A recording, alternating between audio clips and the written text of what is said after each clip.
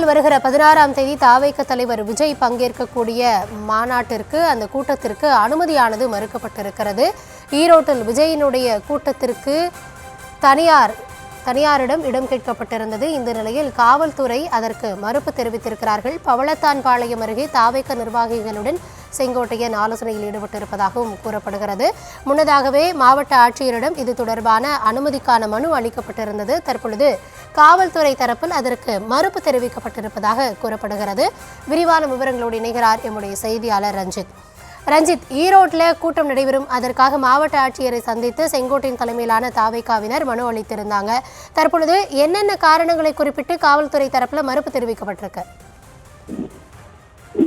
ஈரோட்டில் வரும் 16ஆம் தேதி விஜய் பரப்புரை செய்ய திட்டமிட்டிருக்கிறார். இதற்காக பெருந்துறை சாலையில் உள்ள பவளத்தான்பாளையம் என்ற இடத்தில் தனியாருக்கு சொந்தமான இடம் தேர்வு செய்யப்பட்டு அந்த இடத்தை குறிப்பிட்டு தமிழக வெற்றி கழகத்தினுடைய தலைமை நிர்வாக குழு ஒருங்கிணைப்பாளர் இருக்கக்கூடிய செங்கோட்டையன் இன்று கட்சியினருடன் வந்து ஈரோடு மாவட்ட ஆட்சியர் கந்தசாமியிடம், அதே போன்று மாவட்ட காவல் கண்காணிப்பாளராக இருக்கக்கூடிய சுஜாதா என்பவரிடம் மனு அளித்திருந்தனர்.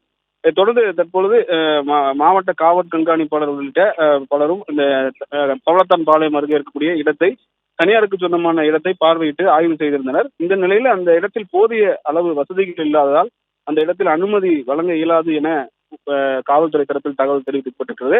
இதனால் பெருந்துறை அடுத்த சரளை என்ற இடத்தில் இந்த மாற்று தமிழக வெற்றி கழகத்தினுடைய தலைவர் பிரச்சாரம், அதற்கான மாற்று இடம் தேர்வு செய்வதற்கான முயற்சியில் செங்கோட்டையனும் அதே போன்று அந்த தமிழக வெற்றி கழகத்தினுடைய மாவட்ட செயலாளர் பாலாஜி உட்பட அந்த பணியில் ஈடுபட்டிருக்கிறார்கள். தற்பொழுது ஈரோடு பெருந்துறை சாலையில் இருக்கக்கூடிய பவளத்தான்பாளையம் என்ற இடத்தில் இருக்கக்கூடிய AET தனியார் பள்ளியில் அக்கட்சியினருடன் தமிழக வெற்றி கழகத்தின் தலைமை நிர்வாக குழு ஒருங்கிணைப்பாளர் செங்கோட்டையன் தற்பொழுது ஆய்வில் ஈடுபட்டு வருகிறார்.